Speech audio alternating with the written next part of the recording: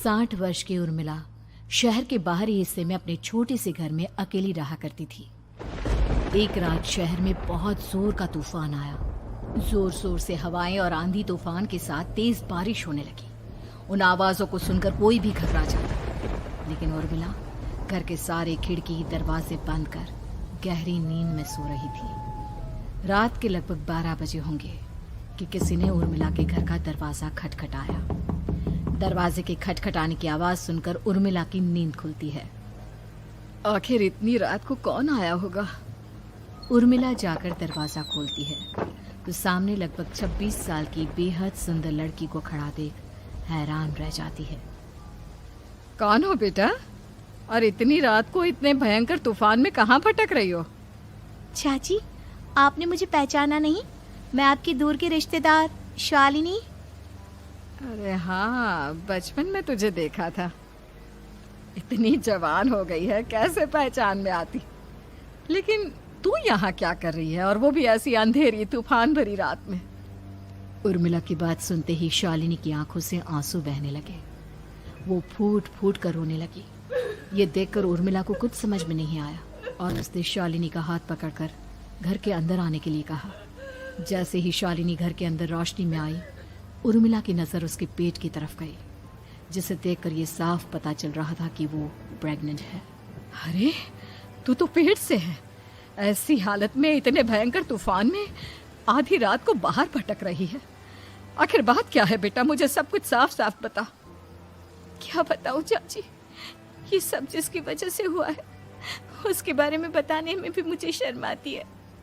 मैंने घर वालों की मर्जी के खिलाफ जाकर एक लड़के से शादी कर ली थी, पर वो शादी के 1 महीने बाद ही मुझे छोड़कर चला गया। छोड़कर चला गया का क्या मतलब?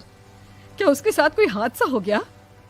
नहीं, उसे कोई दूसरी लड़की पसंद आ गई और मेरी प्रेगनेंसी की खबर सुनते ही उसने मुझे बेसहारा छोड़ दिया। उसके बाद मैं अपने घर गई, लेकिन माँ पापा ने मुझे घर में कदम तक नहीं रखने दिया। तभी मुझे आपकी याद आई। कोई बात नहीं, कोई बात नहीं, तुमने यहाँ आकर अच्छा ही किया। एक काम करो, तुम आराम करो। वैसे भी ऐसी हालत में इतना घूमना फिरना और इस तरह आधी रात को बाहर भटकना ठीक नहीं होता। प्रेग्नेंट औरत को आधी रात को घर से बाहर नहीं निकलना चाहिए। बुरी आत्माएं उस पर अपना असर दिखा सकती है। और इतना कहकर उर्मिला ने शालिनी को एक दूसरे कमरे में जाकर आराम करने के लिए कहा। लेकिन जैसे ही शालिनी अपने कमरे में जाने लगी, अचानक से उर्मिला ने उसे रोक लिया। एक बात बताओ बेटा, तुम्हारा कौन सा महीना चल रहा है? पेट देखकर तो लगता है कि लगभग 6 महीने पूरे हो गए होंगे। उर्मिला की बात सुनकर शालिनी के होठों पर मुस्कुराहट आ गई। चाची जी, अभी सिर्फ 1 ही महीना हुआ है। शालिनी की बात सुन उर्मिला दंग रह गई। उसे समझ में नहीं आ रहा था कि प्रेगनेंसी के पहले ही महीने में शालिनी की हालत ऐसी क्यों थी। लेकिन फिर उसने बात को नजरअंदाज कर शालिनी को आराम करने के लिए कहा और खुद भी कमरे में जाकर सो गई। अभी कुछ ही घंटे बीते थे कि अचानक से एक बच्चे के बड़े ही अजीबोगरीब बेढंगे तरीके से रोने की आवाजें उर्मिला के घर में गूंजने लगी। उन आवाजों को सुनकर उर्मिला की नींद फिर से खुलती है। ये अचानक बच्चे के रोने की आवाज कहां से आने लगी? उसने उठकर चारों तरफ देखा, पर वहां उसे कोई नजर नहीं आया। उर्मिला घबराते हुए शालिनी के कमरे में गई तो वहां उसे कमरे की दीवार पर एक बेहद खौफनाक साया नजर आया, जिसे देखकर उर्मिला बुरी तरह से घबरा गई। आखिर ये सब क्या हो रहा है? शालिनी, शालिनी उठो! उसने जोर जोर से आवाज देकर शालिनी को जगाने की कोशिश की, लेकिन ऐसा लग रहा था जैसे उसकी आवाज शालिनी तक पहुंच ही नहीं रही थी। कमरे की दीवार पर एक बहुत बड़ा और बेहद डरावने दिखने वाले इंसान का साया और एक बच्चे के अजीबोगरीब ढंग से रोने और चीखने की आवाजें अब उर्मिला को ज्यादा डराने लगी थी। उर्मिला को शालिनी की चिंता सताने लगी और उसने पूरी ताकत के साथ चीखकर शालिनी को आवाज लगाई, शालिनी!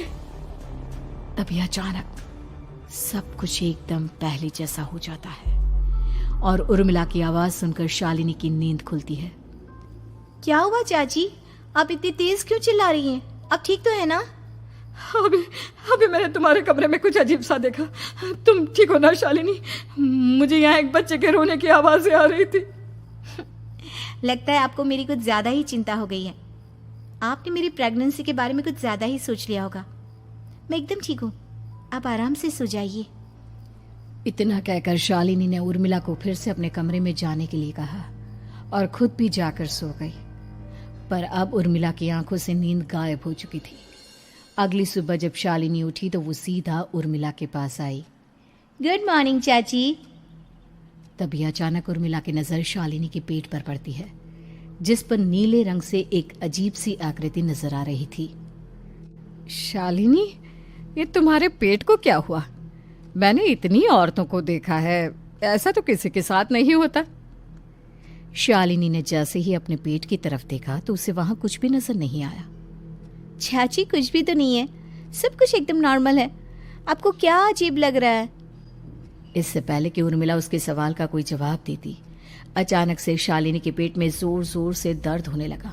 वो बुरी तरह दर्द से तड़पने लगी। चाची, चाची। ये सब देखकर उर्मिला बहुत घबरा गई। उसने धीरे धीरे शालिनी के पेट को सहलाना शुरू किया, लेकिन शालिनी का दर्द कम नहीं हुआ। उर्मिला जाकर रसोई से पानी का गिलास लेकर आई और शालिनी को पानी पिलाने की कोशिश करने लगी। ले बेटा, पानी पी ले, तुझे आराम मिलेगा। ले ले। नहीं चाची, मुझे बहुत तेज दर्द हो रहा है।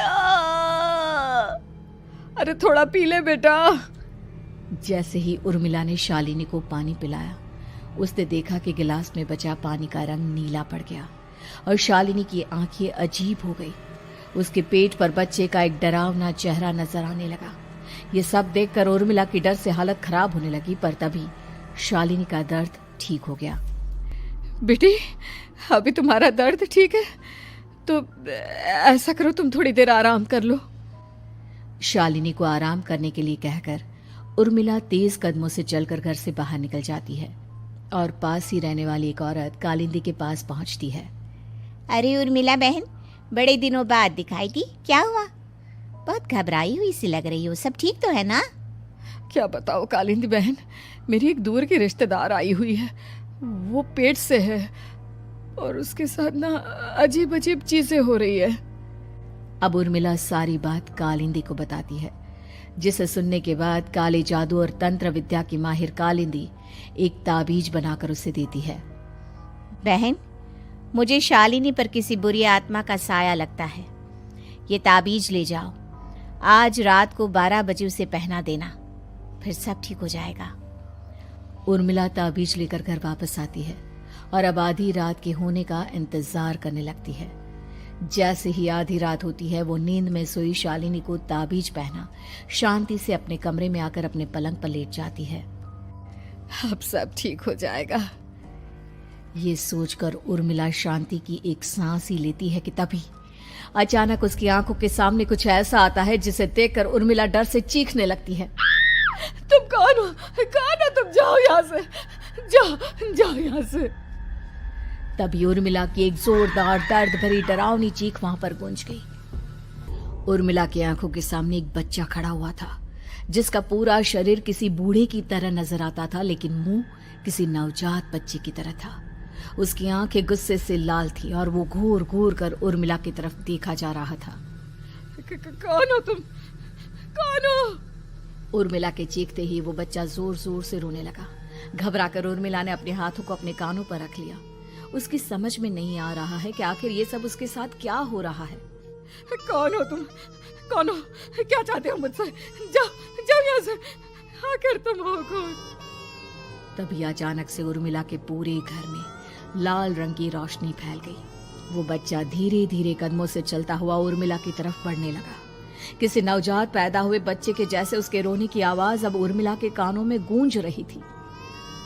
लेकिन कुछ ही सेकंड में वो चुप हो गया और उसने बेहद खतरनाक आवाज में उर्मिला के सवाल का जवाब दिया।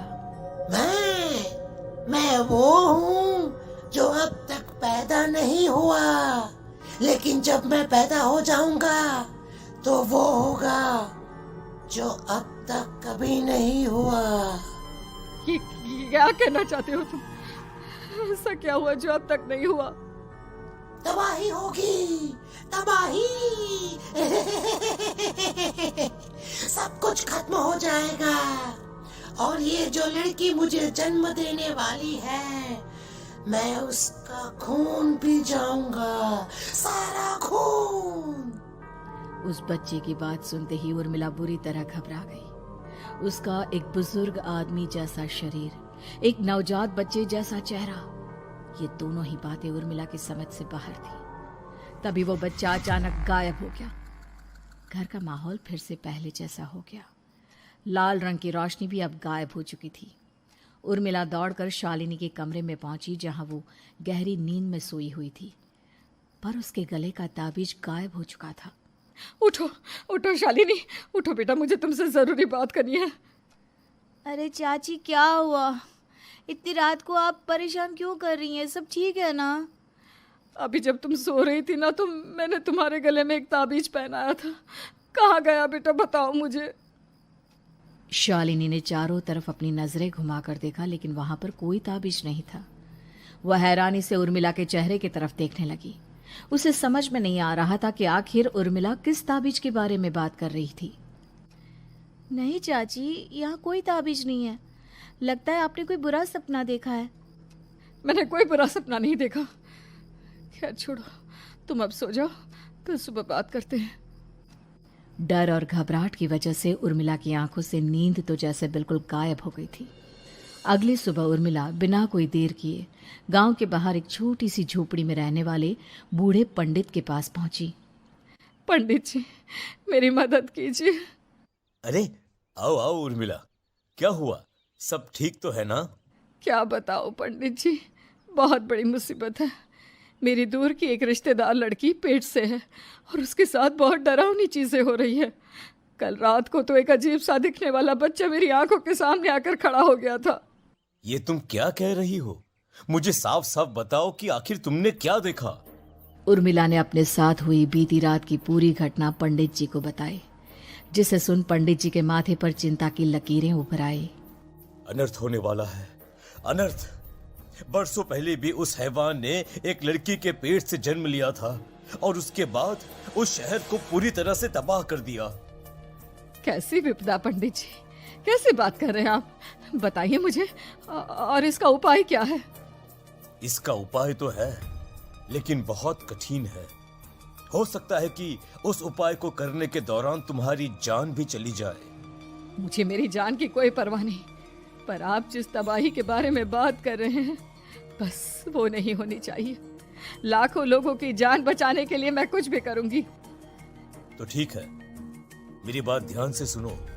बरसों पहले एक भयानक तांत्रिक ने अपनी तंत्र क्रिया के जरिए एक मासूम लड़की के साथ रिश्ता बनाकर उसके पेट से जन्म लिया था। इस तरह से वो अपने जैसे लोगों की संख्या इस दुनिया में बढ़ाना चाहता था। आपके कहने का मतलब है कि शालिनी के पेट से भी उस शैतान को जन्म लेना है, इसलिए उसने उसके साथ ये सब किया है। ठीक पहचाना तुमने। अब मैं तुम्हें एक ऐसा सिंदूर दूंगा जिसे तुम्हें ले जाकर उस लड़की के पेट पर लगाना होगा। क्या ऐसा करने से सब कुछ ठीक हो जाएगा? नहीं उर्मिला, ये सब इतना आसान नहीं। उस लड़की के पेट पर सिंदूर लगाने के बाद तुम्हें उसका पेट काटकर उस हैवान को बाहर निकालना होगा।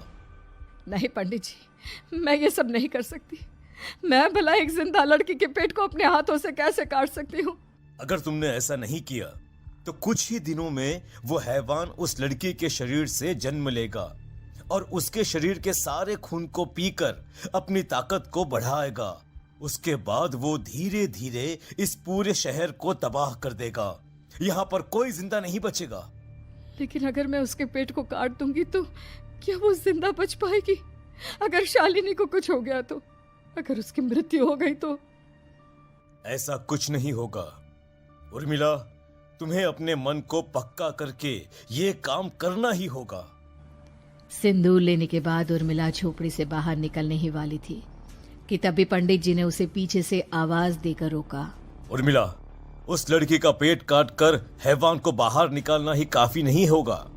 तुम्हें ध्यान रखना होगा कि ये सब करते हुए उस बच्चे का जो आधा बूढ़े का शरीर है उस पर सिंदूर की एक बूंद भी ना लगने पाए, क्योंकि अगर ऐसा हुआ तो वो तुम्हें और बाकी सबको कच्चा खा जाएगा।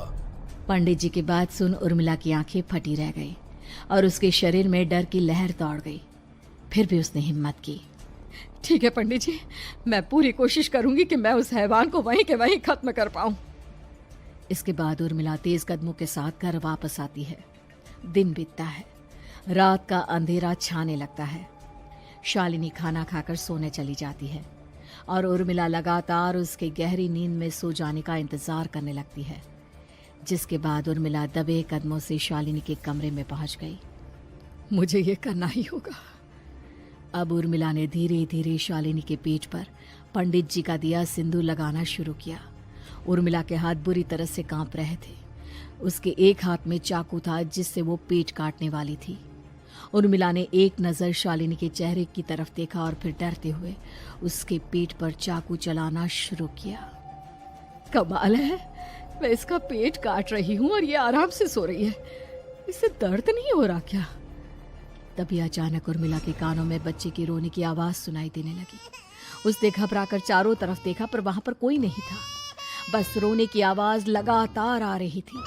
उर्मिला बिना रुके लगातार शालिनी के पेट को काटती रही। उसे इस बात का भी ध्यान रखना था कि सिंदूर बच्चे के बूढ़े आदमी वाली शरीर के हिस्से पर ना लगे। कुछ ही देर में वो हैवानी बच्चा उर्मिला के हाथों में था। उसने बड़ी ही सावधानी से उस बच्चे को बाहर निकाला और पंडित जी के कहे अनुसार उसे घर से दूर जलाने के लिए ले गई। पर तभी उसके सामने वही बूढ़े शरीर और बच्चे के चेहरे वाला बच्चा आ गया। अपनी गोद में और सामने भी बच्चे को देखकर उर्मिला हैरान रह गई। मुझे मारोगी? मुझे इतनी हिम्मत कैसे आ गई तुम्हारी? तुम पैदा नहीं हुए हो और मुझे पता है जब तक तुम्हारा जन्म नहीं हो जाता तो मुझे कुछ नहीं कर सकते। इतना बोलते ही उर्मिला तुरंत उस बच्चे को घास के ढेर पर फेंककर उसमें आग लगा देती है, जिसके तुरंत बाद वो बूढ़े आदमी के शरीर और बच्चे के चेहरे वाला अजीब तांत्रिक का भूत भी वहां से गायब हो जाता है। कुछ देर बाद उर्मिला घर पहुंचती है तो वो ये देखकर हैरान रह जाती है कि शालिनी का पेट अपने आप जुड़ चुका था।